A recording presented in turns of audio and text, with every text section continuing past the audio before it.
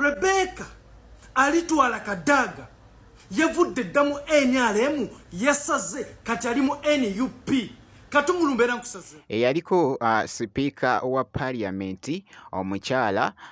Rebecca Kadaga ayugumiza munnangate Jinja. Actually aba NUP bamulaze omukwano wali kubibadde ebimu munnangate ebitambula kubanga nengeddeko ko wali aba NUP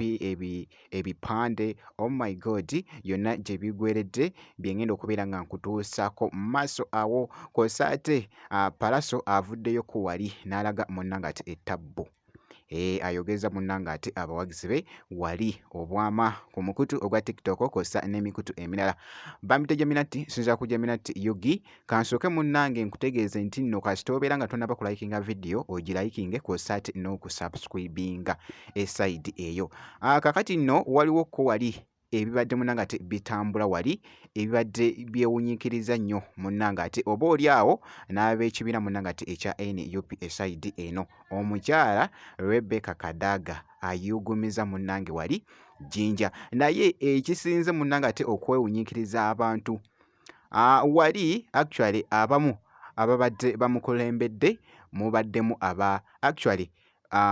okusinga ndabyenga ba NUP ebipande nga boogezako okulaba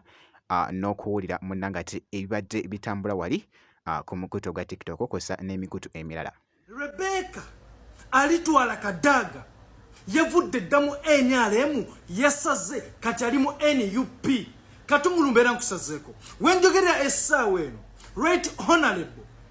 Rebecca Kadaga abadde ayita mu kibuga Jinja ngadda kamuli jukira ayinayo omukolo gwa homecoming naye obadde okimanyi nti abasinze bamusazeeko mu kkubo naye abantu abasinga babadde ba NUP nga bambadde n'ebyambalo bya NUP nga bayimba ekigambo eki twagala Kadaga si ssente neŋŋamba ate Kadaga yavudde ddi mu NRM ate nadda mu NUP kubanga jjukira Bobi Wine we yali ebusoga eyo yagamba ffe Kadaga tukwagala osobola osalawo n'ojja muki mu NUP naye abantu bonna kati busoga aba NUP abawagizi ba NUP bonna mu busoga kati bawagira Kadaga mama nyabo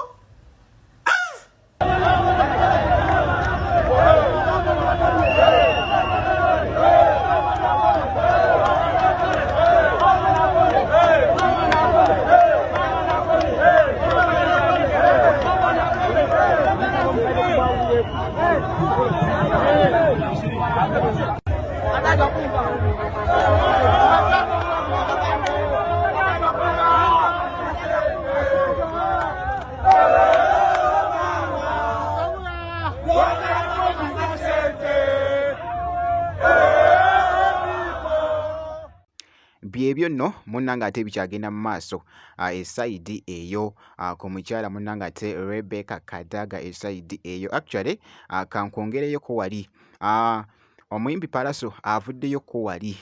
abaddeko by the way babadde bali mukolako makeup omanyi abadde ne video shoot eside eno kakati nno ayogeza wali munnangate abantu abamu obwama omukulu munnangate Palaso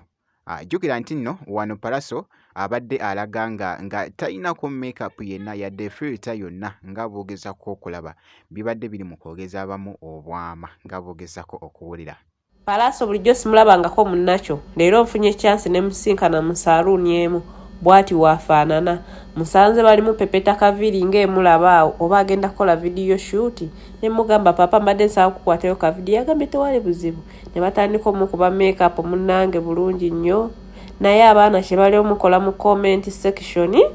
abaana bawaanye Palaso mu comment section bw'atannagira abagendayo okwolabe munnange bwato Palaso waafaananye wamaze omukuba makeup. Palaso bulijjo simulabangako munnakyo leero nfunye chance ne musinkana mu saluuni emu bwati waafaanana musanze balimu pepeta kaviri ng'emulaba awo oba agenda kukola video shoot ne mugamba papa mbadde nsaba kukwatayo ka video yagambye tewali buzibu ne batandika omukuba makeup munnange bulungi nnyo naye abaana kye bali omukola mu comment section